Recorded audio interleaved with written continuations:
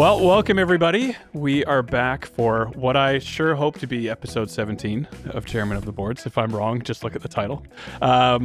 You will notice today it is myself and the rig doctor, Mason Marangella, but we are missing a chairman. Yeah. I don't know, Mason, if you want to say a couple words about this. Yeah.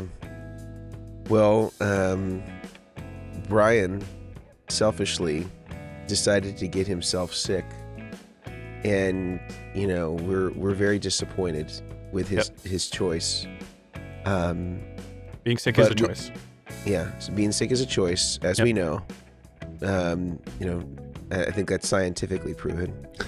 And, you know, so he's at home. I mean, let's just take sick out of the equation. Let's just say the things that are true. He's in bed, right? Usually not a good sign. Middle of the day, right? Abandon his kids.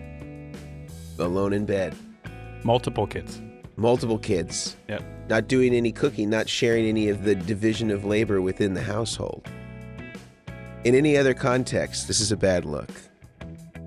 But agreed. Albeit Brian is ill, and we of course are kidding. And so he can't be here today because, you know, he wants to have his very best voice. He doesn't want to have a really gravelly voice or no crackly chords for Brian. So we're gonna let him rest up, and we hope he gets well soon, and he's back to pedalboarding in no time and can join us here in the Chairman of the Boards. So we will do our best to bring the spirit of Brian Omilion between the two of us, and you know, everybody. I have in the spirit of Brian my triple filtered Starbucks water. Wow, they filled up your bottle? My bottle, yeah, very kind at Starbucks. Is Not that a sponsor of the show, but is it a mezcal water. bottle?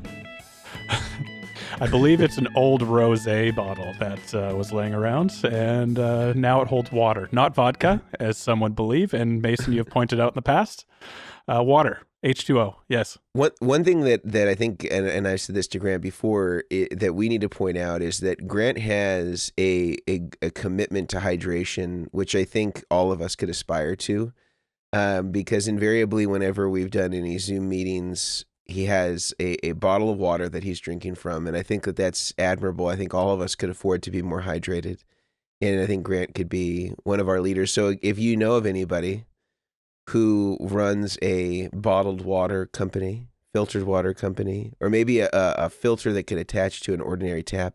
There we go. We'd love to have them as a sponsor of a show. We've also talked about AstraZeneca. We've talked about Xeljanz, we talked about osteoporosis. So we are completely open to a pharmaceutical endorsement and or water or watered filtration company. So just want to put that out there. Big pharma and big hydration, all welcome. Yeah. But in the meantime, I should say that we do have an amazing sponsor by the name of the Guitar Sanctuary, and any of the things that we talk about today, because we have a really cool topic today, which I think vexes a lot of people. If any of the product suggestions or any of the product suggestions that we've made over time, if you're interested in those products, we have a link in the description if you're watching us on YouTube, and we're going to have a link in our podcast notes that is going to the Guitar Sanctuary, which is not only a great store that carries both our products and Goodwood audio products, but is the home of Brian Omilion. So if you're interested in having a pedalboard built as well, you can contact the Guitar Sanctuary, and Brian can get you a quote for what it's going to take to build you the rig of your dreams. So we highly recommend that you check out the Guitar Sanctuary if you haven't already. We're going to have some great recommendations of products today on the topic that we're going to be speaking on. So definitely do check them out. That link is in the description or in the show notes if you're watching this or listening to this on your favorite podcatcher. But Grant, I will pass it back to you with our plug for pharmaceutical company endorsements and the Guitar Sanctuary. Which is actually a great transition, I'd say, from the Guitar Sanctuary and all of our other potential sponsors to the topic of today, which is everything around volume pedals. Types of volume pedals, big, small, plastic chassis, metal chassis, active, passive, what impedance you should get, and my favorite part, where you should put it in your signal chain and the effects that that'll have. So It's something that we were, briefly chatting before this that comes up a lot with customers that I'm chatting to or people that have questions is, obviously where they should put it in their chain. But I think we should probably talk and maybe cover a little bit of the different types of volume pedals first, because that also is very important. And so why don't you're the impedance expert, Mason. So why don't you talk about some of the impedance types people might be getting and where that might affect the placement in their signal chain?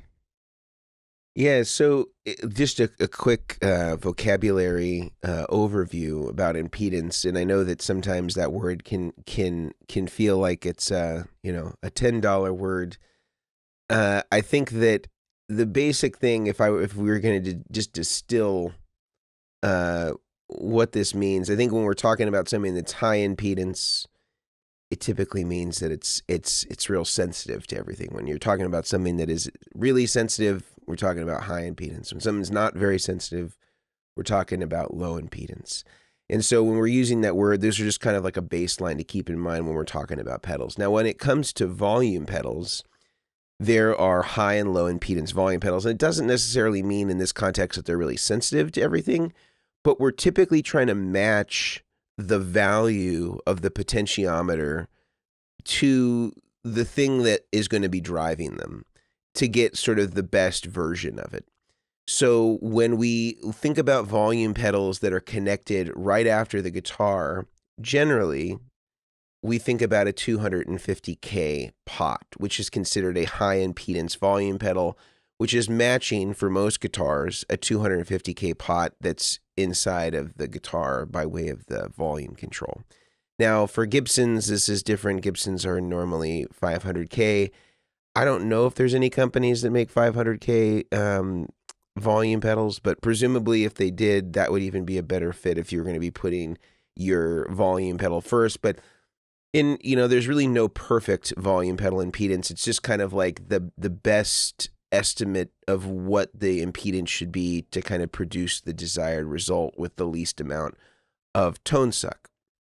All passive volume pedals, especially right up in front, are going to have some degree of tone suck. It's just not possible to circumvent. We'll talk about ways to circumvent that later.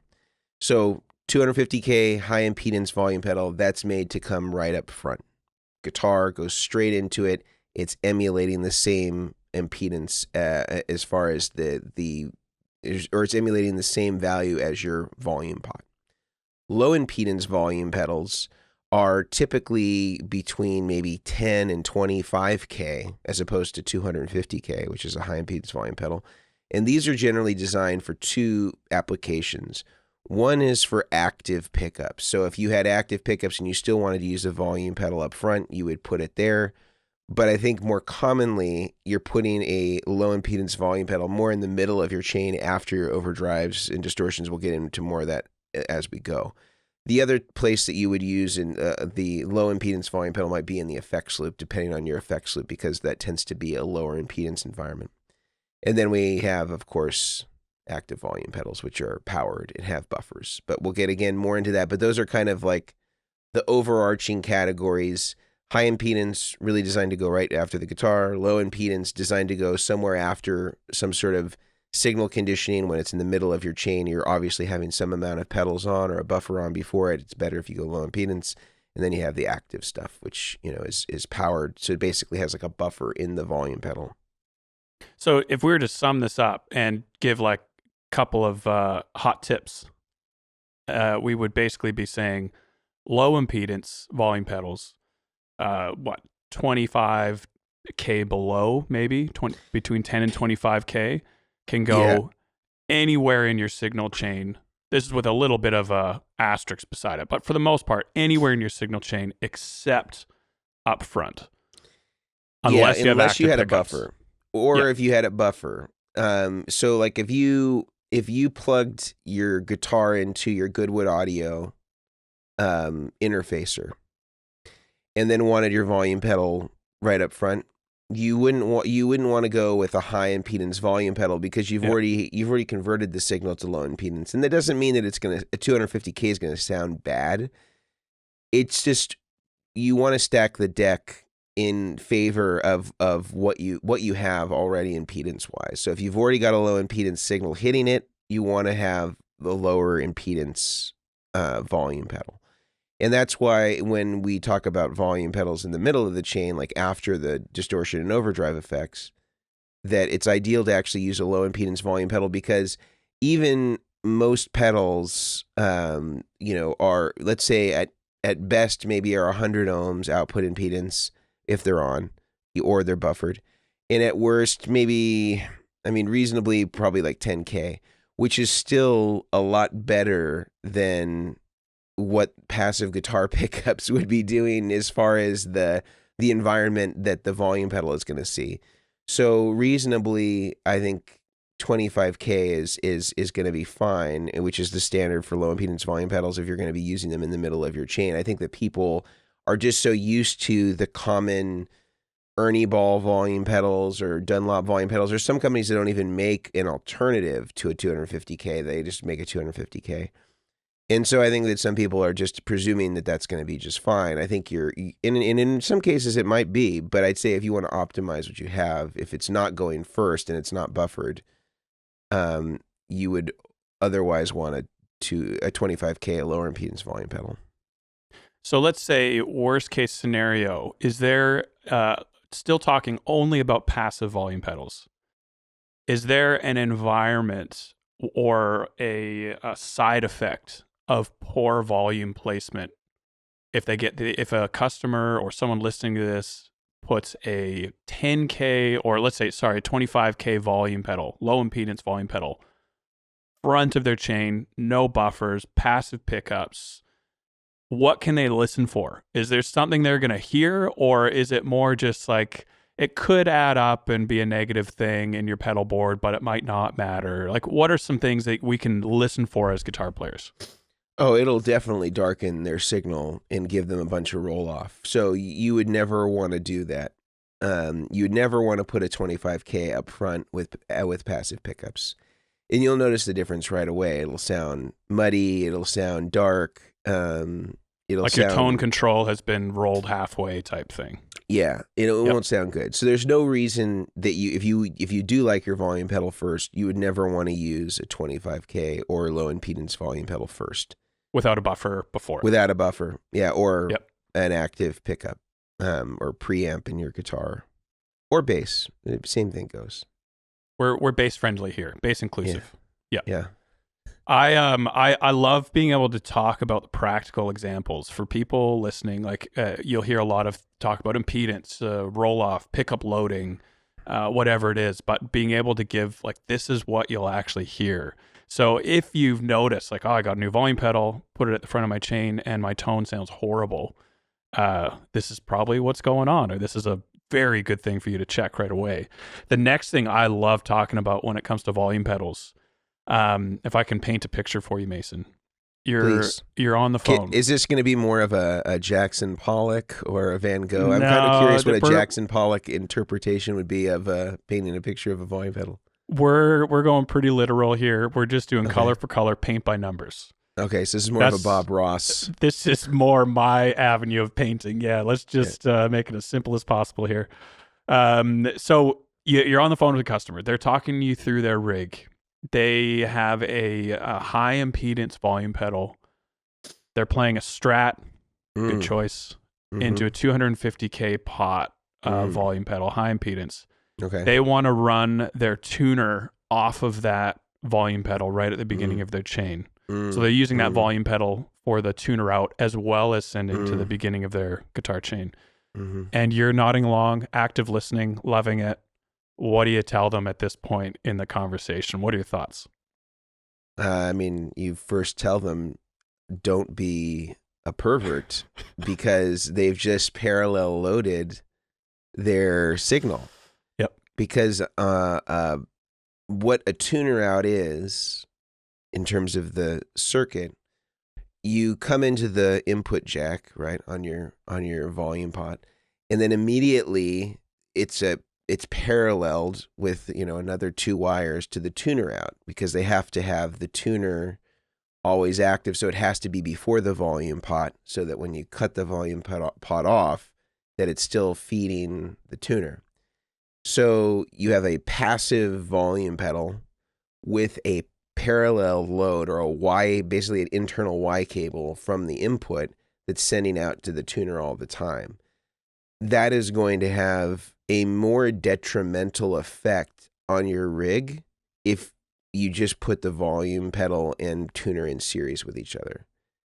There's no benefit unless you had an active volume pedal, or if you had a really high quality buffer that was driving the volume pedal.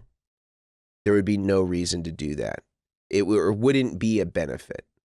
Because people I know, they'll say, it's great. I got one less pedal in my chain because I run the tuner out of my volume pedal. Yep. And where that might be true, the consequence is way worse than having that one extra pedal in your chain, because you've just created this parallel load with that tuner just sitting out there. So it's not good. And it is an unintended consequence of, somebody on the gear page saying, oh yeah, just go ahead and throw it in your tuner out, no problem. We all do it. I mean, they put the tuner out there for a reason, right? It's meant to be used. Yeah. I mean, I think in the olden days, the Oregon Trail, Yes, of course, they didn't know better, yep. Right? I mean, there's people made bad decisions. George Washington, wooden teeth, people did things, and we know better now. Sorry, as I spit out my water on the George Washington reference. Yes, we've learned from our past mistakes, and now we have better materials and more knowledge to work with. Right. And so as a general rule, I don't know if you would agree with this or not. As a general rule, I say friends don't let friends use the tuner out on their volume. Yeah. So at your church or wherever it is that you're gigging, whatever stage, if you see anybody making this faux pas, yep. I think it's best to address them directly, and just explain to them, that you never want to get caught with your pants down at a gig using your tuner Metaphorically out. Speaking, yes. Metaphorically speaking, yeah. Or literally speaking, yeah. Yeah. Yeah. I think those are words to live by. I would give you one more scenario here, one more quick rapid fire question on this, and then we'll move on. Would you rather have a guitar player without a tuner entirely? They can't tune the entire gig, or a guitar player that's using a tuner output first in their signal chain, like we just talked about. So you can have horrible tone in tune, or you can have potential tuning issues, but they sound awesome. I think we still have to have the tuner in the chain. I think it's important that we're in tune, even if our tone is diminished to some degree. Significantly. Yep. Yeah. I just had to bring it up. Unfortunately. Yeah. Yeah. No, luckily, it's a hard luckily we all have perfect pitch, right? I mean, we just we don't need tuners. Yeah. Yeah. I wish that was the case. Okay, so that's the passive volume pedal. Obviously there's a bit of a fix here, and we haven't talked yet about the other type of volume pedal. If there is a drum roll effect, I think this would be the great place to put it. Okay. Editors, go ahead. Editor's note, active volume pedals. So this is kind of the best of both worlds. You talked earlier about, you could have a tuner out on that volume pedal, and it would be mitigated by the fact that you have a good high quality buffer before that volume. So driving that volume pedal. And then some companies came along after the Oregon Trail fiasco, like you talked about, and they said, why don't we just put the buffer inside the volume pedal? The files are in the computer. And they put the buffer in the volume pedal, and now instead of doing a passive split or a parallel send out to that tuner out, now we have a buffered split, and we don't really have any more of these tone suck issues if we wanted to use that tuner out. Your thoughts on active versus passive volume pedals? Is active always better, or is life just not that simple? Yeah, well, so just like with regular buffers, and we've talked about this on the podcast before, there is a wide degree of variability in quality of buffers. So just because you have a buffer doesn't mean it's a great one. Just because you have an overdrive doesn't mean it's a Klon Centaur. There is a wide variety of distortion and overdrive pedals with varying qualities and sounds, and there is a wide variety of buffers with varying qualities and sound. I would say the majority of buffers that are out there are actually not very good. I'd say maybe 3 to 5% of them are actually good. And we talked about what goes into those things, like, input and output impedance, and maybe their voltage swing is kind of another thing we haven't talked a lot about, but is very important to kind of indicate, the headroom of the buffer and its likelihood to distort. But to speak about active volume pedals generally, I think there's some that do a pretty good job of mitigating the issue of the tone suck by way of their active nature. Now, some of them, the buffer maybe is not as critical as, say, an input and output buffer, especially if you're using it in the middle of the chain, because the input and output impedance are not so impacted as, say, the guitar being loaded properly with an input buffer would be. One that comes to mind that I think does a really good job is the Lely one. I think that's probably the best one, not only mechanically, it's very well built, but also I think the buffer is about as good as you're going to find. I think some of the other volume pedals that are active historically that maybe preceded the Lely, like Hilton was a popular one. That one is real difficult to power. I think it takes like 12 or 24 volts. Yeah, it's 12. Yeah. And it and another challenge of that volume pedal is I think it was really designed for people that are seated because it's for lap steel and pedal steel. Yeah. And so if you're not seated, you kind of have an awkward foot position to make it really work. Is one thing, but I would also say that the buffer in that seems to add a lot of treble to my ear, and I haven't gone and investigated that. But the consequence to using an active volume pedal is sometimes you may not get where it will resolve the tone suck. It may also leave you artifacts on the opposite end of the spectrum, where maybe it's not dark and shrill, but maybe it adds an EQ that wasn't there before, or exaggerates a certain frequency to the rig that is displeasing.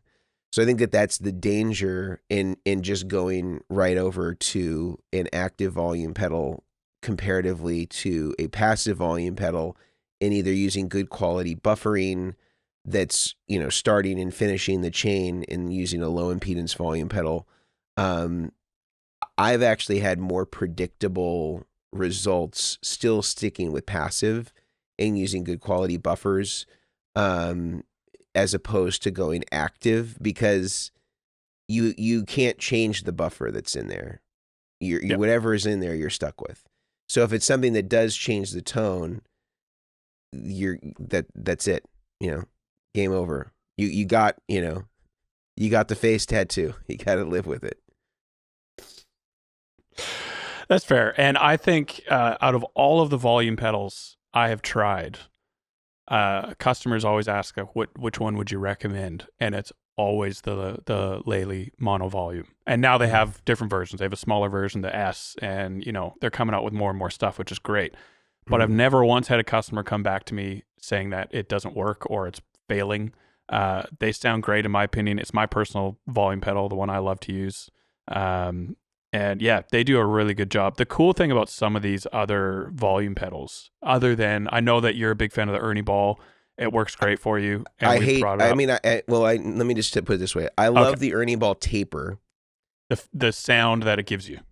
Well, I know I just like the feel of the taper of the audio, like the audio taper pod is really even for me. Yep. Because every volume pedal also has a taper. Like Ernie Ball, I would say, is pretty even sweep, start to finish. It has a nice feel. Mechanically, it leaves a lot to be desired. I have 2 Ernie Ball 25K. They're called active. They're not powered, but Ernie Ball calls them an active volume pedal because I think they presumed it would be used for active pickups.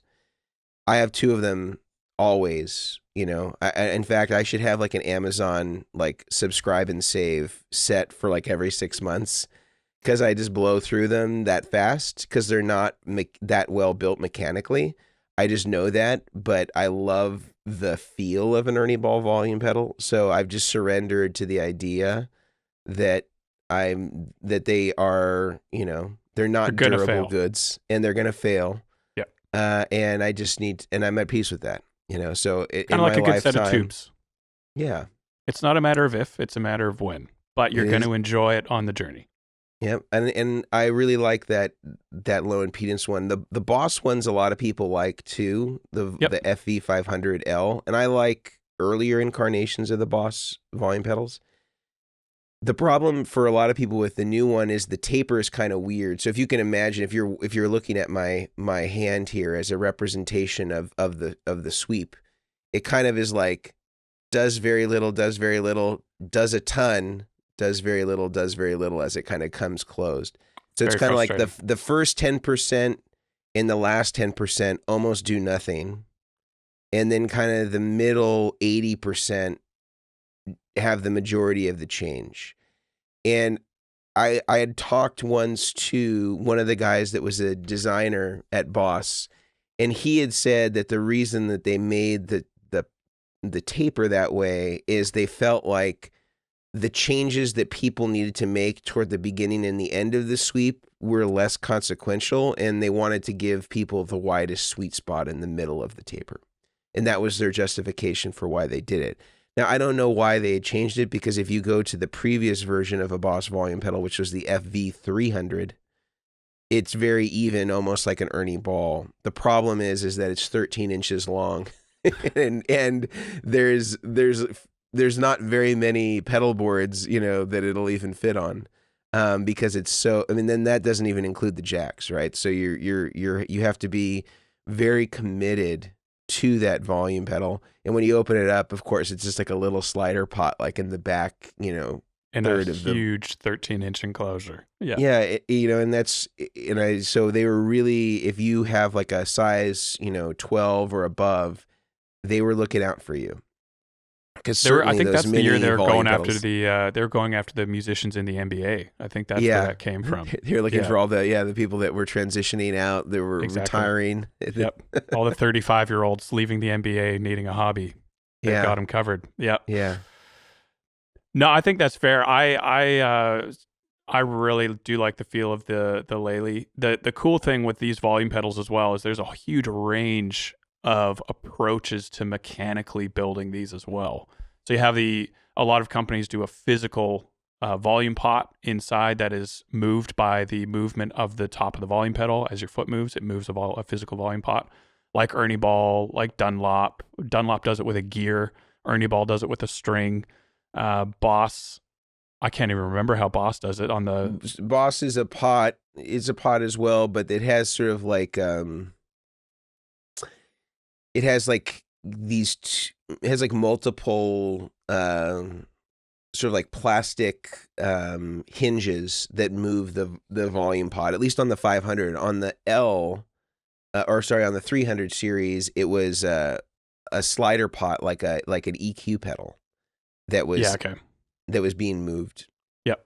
And Bloomery, I don't know if you still remember Bloomery or not. Yeah, I do remember. They did something similar with the slider. My biggest frustration with them is they were never fully on. You could put the volume pedal all the way up, and it would. That was also weird. That was also a weird one because you had to go past parallel. You have to be flexible. You have to be very flexible and have skinny feet. But they were also, they were committed to your at least your dominant foot's sort of heel flexibility, which could be. And I think they were sponsored by shipping companies because they were very, very heavy, painfully heavy.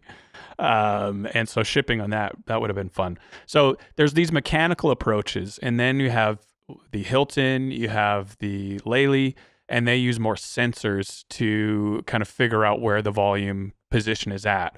The pro to this is there's less mechanical parts to break down. So the only moving part, correct me if I'm wrong here, is the axle that the top of the volume pedal is actually using as a pivot point. And so these tend to last a lot longer. They also are much more expensive. I think a Lely is $300 plus for the mono volume, and Hilton would be around the same.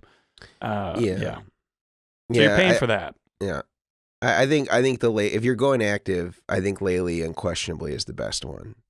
And the buffer is about as good as you're going to find. I think that if you're using it first in the chain, it's a little unloaded compared to what a normal guitar amp would be. So I think the Lely is like 2.2 megs, which is about double of what a guitar amp would be at 1 meg. A little bit of extra sparkle in there for you. Yeah, but if you're using it after your distortion, that input impedance won't matter. And it'll be totally fine. And I think that's unquestionably a good choice if you want to have, an active volume pedal. I think it's about as good as you're going to find. Yeah. Which is what I love about the Chairman of the Boards podcast. We all have our different preferences. I'm a Lely active volume guy. You're an Ernie Ball. The sweep is beautiful kind of guy. Well, but I am connecting it to our boost pedal. And so even if I didn't have it, if I did put it first in the chain, it would be sort of irrelevant because it's in the expression loop of the Vertex boost. So it's got the buffer side of things well taken care of. Right. Yeah. Which actually you mentioned before about putting the Lely after your distortions, after your overdrives, if you're using an active volume pedal, in that case, the Lely, which brings me up to my next question. This is the one I'm passionate about. Curious, Mason, where you personally put your volume pedal in your signal chain. Not physically positioned on the board, which is another question I get. If my volume pedal is off to the right on my pedal board, it means I have to put it first in my chain, right? But no. That is not the case. You can put it on the right-hand side of your pedal board and wire it wherever you want in your signal chain. Where do you put yours? Where is yours sitting in your signal chain? Invariably, well, it depends on the amp that I'm using, but usually if it's in a rig where everything's in front of the amp, I'll just put it after the distortion pedals and overdrive stuff. If it's an amp with an effects loop, I'll put it in the effects loop. And that can be tricky with volume pedals because there's no standard for effects loop impedances. And so sometimes the challenge that you'll have is you'll have the volume pedal in the heel position and it'll still have some volume getting through. And so it can sometimes be a little tricky to find volume pedals that work in your particular amp's effects loop because they may work in some but not in others. So if it's an effects loop amp, then I'll use it there. And the reason why is that if your amp is producing distortion, which would be really the only reason to use an effects loop, if your amp is clean and has an effects loop, there's not going to be any benefit for you to use it. Is that in essence, if my volume pedal were in front of my amp or after my distortion pedals, but into a dirty amp, and I brought it down, it's going to have the same sort of consequences putting a volume pedal before overdrive pedals. It's going to not only reduce volume, but is going to reduce the saturation and gain and clean up the amplifier. And I like to use my volume pedal as a master volume control, but have my trails behind the volume pedal. So when I cut off the volume, I'm still getting all my repeats following it. It's not cutting off the repeats of the delays, reverbs. Yeah. So by putting it in the effects loop, and putting my delays and reverbs and maybe some modulation pedals in the effects loop, I'm able to cut off the volume, still get my trails, and I'm able to use it as a master volume that not only will attenuate any gain pedals that I have running into the front of the amp, but also any gain that's inside of the amp. And it'll just attenuate, only change the volume. It won't change any of the tonal aspects of the amplifiers, though I just went back to it and turned the master volume up and down on the amplifier. So for me, that's the ideal way to use it. And I think some people are confused about that, because I had somebody say, well, I use my volume pedals for swells at church, so it needs to be first in my chain, as though putting it after your distortion pedals would somehow affect that. And it's fundamentally untrue. You still are able, the only difference is if the volume pedal is first, it's going to not only affect the gain and saturation of whatever you've got set up, and it's also going to affect the volume at the same time. So you're losing saturation, it's cleaning up, and it's getting quieter at the same time, affecting two variables. If it's after your distortion and overdrive effects, or it's in your effects loop, and you have your delays and reverbs also in the effects loop, it's acting as a master volume. So it's only bringing down the volume. It's not changing the gain structure or cleaning anything up. So you actually have more bang for your buck there, because you can turn down your volume pot on the guitar if you want the cleanup, and you also have a master volume on your foot. So you have it two different ways. Which is better than one way. I always tell people two options are better than one. Yes, I like that. I say very similar things to my customers, and usually how the conversation goes, we're talking through signal chain. They say volume's up first or very close to, maybe after a buffer, but either way, it's before the overdrive section and distortion section of their pedal board. And then I ask them, like, well, why don't you, have you ever thought about putting it after your overdrives? And it'll totally change the sound of your volume when you do a sweep or when you pull it back. And I can see the question marks in their expression right away. Like, oh, I've never actually thought about that. Like, it never crossed my mind. And I tell them a similar thing in terms of, if you have your volume pedal up first or very close to the beginning of your signal chain, you can clean up on your guitar, and your volume pedal is going to act very similarly as well. So you're kind of just repeating things unnecessarily. I will say, though, as a side to that, I explain all of this, and some people say, no, I still want it at the beginning, because I can't do with my pinky finger on the volume pot on the guitar, or however you control your volume pot on the guitar.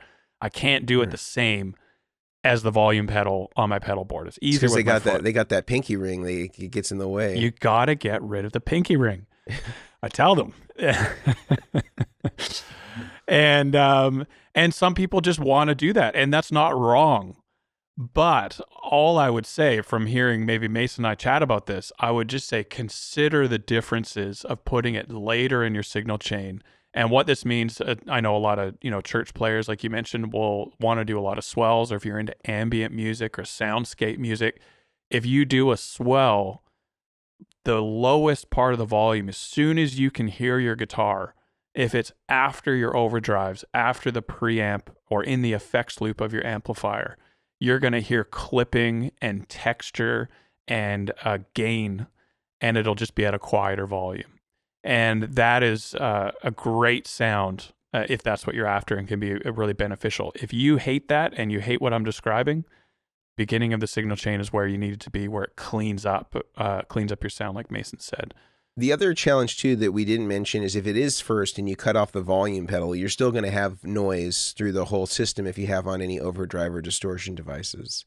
Yeah. So you're still going to have, because if you put a volume pedal after your distortion devices or in your effects loop, when you cut it off, the preamp is cut off, and all of the distortion pedals and overdrive pedals before it are cut off. So those are not making it through the signal anymore. So that's totally quiet.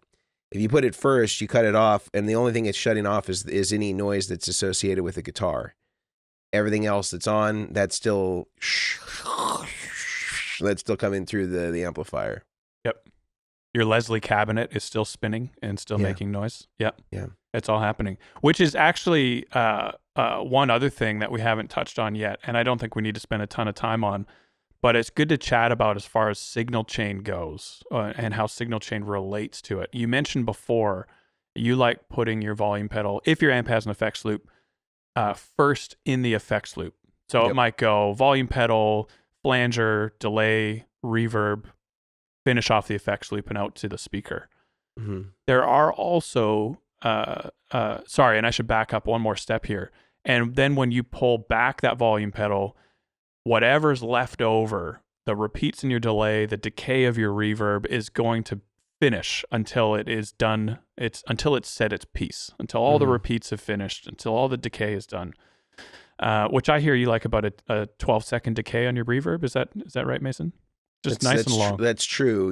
Yeah. Give me 12 seconds or give me death. That's the saying in the Marangella household. That's my. I have a stomach tattoo that says that. Yes. Was going on the face, backed out last second, moved it down to the stomach. Yep, love that. So if the volume pedal is before your delay and reverb, that will be allowed to happen. No new guitar note can pass through if the volume pedal is off, but whatever was played previously will keep decaying, keep repeating until it's done. But now there are also stereo volume pedals, or if you're running a mono rig, a mono volume pedal, people might ask, why not put it right at the end of the chain? It's a safety net. I pull that back no matter what. Nothing makes it through to the end of into the amp speaker, I should say. Mm-hmm. And if you experiment with this as well and you want to do swells, it's going to sound, you aren't going to get any of those repeats that a swell is associated with. You swell into your into a sound, you play a guitar chord, turn your volume pedal on, it'll sound good, you pull it back off, and there's going to be dead silent. No repeats, no decay, none of that. So at the end of the signal chain as well is probably, if that's, again, I should say, if that's the sound you're after, all the power to you. The majority of people probably would not be after that sound because it is almost too controlled. There's too much control on your final volume. It's as if the person at the sound desk, if they're controlling you in front of house, just pulled your guitar out. Nothing is going to come through, which depending on what you're playing, maybe that's great. Maybe if you're hitting a few bum notes, that's what needs to happen.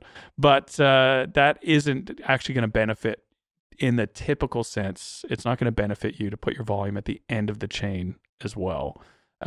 So signal chain placement in my mind is very important, just like any other pedal, very important to consider. It's not something you just slap down on your board and Bob's your uncle, you're finished. That's the perfect placement for your volume. There are things to consider as far as signal chain. We've talked about impedance, active versus passive. Are you going to use the tuner out on your volume?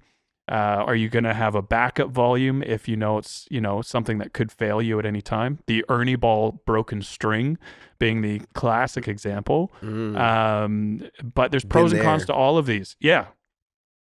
The only thing worse than an Ernie Ball string breaking on a volume pedal is trying to replace it. Yeah. I got a boneyard of broken strings. I'm sure you do. I'm sure you do, man. So any other final thoughts, Mason, on signal chain or volume pedal types? Anything to help finish this up here? Well, I think there's a few things. I think just to name again that if you want your volume pedal to fully emulate what the guitar volume pot does on your guitar, putting it first is unquestionably the right place. If you don't have any buffering going on before the volume pedal, then get the 250K high impedance one, or you can get an active volume pedal, and that will be your best solution. However, the better solution is to have a high quality buffer or an active volume pedal if you want to put it first, and use a low impedance volume pedal like a 25K. If you're putting it in the middle of the signal path between your overdrive and distortions and then maybe your modulations, delays, and reverbs, I would use a low impedance volume pedal in that position. Equally, if you're using it in the effects loop, you probably are going to be using a low impedance volume pedal. I would say that as far as recommended products, maybe we could just kind of have a baseline list for people. So like if they wanted to go check it out at the Guitar Sanctuary, they could check out our link and see some of our recommended volume pedals there. Should we just maybe generate a quick kind of approved products of both active, passive, low impedance, high impedance that will be kind of our recommended products here? Yeah, absolutely. I think for me, it would be the Lely. That's no surprise. I've already sung their praises. For active, for sure. For active. And then for passive, I do like the Ernie Ball. It's been a long time since I've used one, I have to admit. But that was my first volume pedal, and it was awesome. Felt great. My biggest thing was the string breaking. which is it's not new. The other really common one that I actually I would probably hesitate to recommend, but is out there prolifically, is the Dunlop, the DVP series. They work great for the first, typically for the first like 6 months, and then they start kind of loosening up, and you can't quite fix them perfectly. I've had to do workarounds for that. So I would probably stick with Ernie Ball and Lely as my favorites. There's also, for passive, I would recommend as well the A3 Stomp Box. They do some good stuff as well. I think it's the company's called A3 Stomp Box or A3. Okay. They do a range. They're in Korea, I think, right? Yeah. Great guys as well, but they do a good passive volume pedal with multiple options as well. So those would be my recommendations. Cool. Yeah, I would say I would agree with the active volume pedal being the Lely is I think is the gold standard. And I think also just the shape and positioning of it is also conducive to, a regular person's foot. It's not for lap steel or pedal steel enthusiasts. I would say for passive Ernie Ball, I like the Taper-Of best. I also think that the Boss ones are good, and they also make a low and high impedance version, just like the Ernie Ball makes a low and high impedance one. The Ernie Ball low impedance version, again, is called their active volume pedal, and it's a 25K pot, and it's not powered, but they just call it active. And then the more standard one, I think, is just, I don't think that they have any designation. I think it's just they call it the Ernie Ball Volume Pedal Junior or whatever it is, and that's typically 250K. And then the Boss versions, it's FV500H for high impedance, that's 250K, and FV500L, that's low impedance. And the low impedance one is stereo, but typically most of us will not need a stereo volume pedal since the positioning is ordinarily after your overdrives. There's not any stereo overdrives that I'm aware of. So there's no need to use it. And one hack that I'll tell people if they do get into trouble with the Boss stereo volume pedal is that there's actually 3 pots inside of the FV500L. All right. There's set 1 of input and outputs. That's one pot. There's set 2 of input and outputs, that's volume pot 2, and then there's an expression, which is a third pot. If you're running your Boss volume pedal and you start to have issues where it's getting scratchy and you can't clean it anymore with contact cleaner, you can simply unplug input 1 and output 1 and go into output 2 and input 2, and you have a fresh volume pot to start all over again with. So perfect. If you have a Boss FE500, you're finding it's getting too scratchy, it's not cleaning up anymore with your deoxit when you spray the pot, you can just move to the second set of inputs and outputs, and you get a fresh start for, the next 6 months until that one starts to go bad. Whereas if you got an Ernie Ball, you only have that one set of outputs. Or input and outputs. I just like the feel of the Ernie Balls. That's why I use them. And again, I'm not concerned about it because I'm using it in as an expression for the Vertex Boost, which is just kind of like a, basically a send and return loop for a volume pedal. So it turns any passive volume pedal into an active volume pedal, and then it can boost. And so I use the Ernie Ball volume pedal in that. So even if I was concerned about tone suck, that eliminates that concern. But I just love the feel of the Ernie Ball, so that's what I would say as far as best active and passive ones. I agree. I like mechanically some aspects of the Dunlop. I like the magnetic slider. I think that's a really smart idea mechanically. But I agree that it's hard to maintain them. They will loosen up over time, and think about a volume pedal. No other pedal on your pedal board is probably getting that amount of weight and impact continuously. So they tend to have more failures, just as wahs tend to fail more. They have a lot of weight, a lot of impact. They're being manipulated in a different way than any other pedal might be. And they tend to have failures mechanically as a consequence of that. So we just have to know that some of our volume pedals are on borrowed time. And if you're like me, you're just going to have some in reserve, because that it's just going to happen. That's it. So yeah, I don't have much more to add myself, but I feel like we covered a lot of ground as far as volume pedals go. and put your comments below. I mean, if you're on Apple Podcasts, it'd be awesome if you left us a review and help us get this podcast out to other people as well, like yourself and like us. Let's be honest. Yeah. We're right there with everyone else, figuring this journey out on the way to Tone Town as we go, and getting to chat about it along the way, which is perfect. And if you're on YouTube and watching, leave a comment with questions, volume pedals that we missed that you think should be top of the list. I would love to see that as well, because I'm always on the hunt for the latest and greatest and who's doing innovative things in the volume pedal market. Very competitive space. And any final words, Mason, from you? No, I think again, just, leave us a review. It really does help. It's kind of like the most advantageous way for us to be able to promote the podcast. And then, of course, as I mentioned earlier, if any of these products sound like they are interesting or intriguing to you and that you may want to purchase a Lely volume pedal or an Ernie Ball or a Boss or whatever we talked about, Guitar Sanctuary carries all of these things, and they are a sponsor of today's podcast.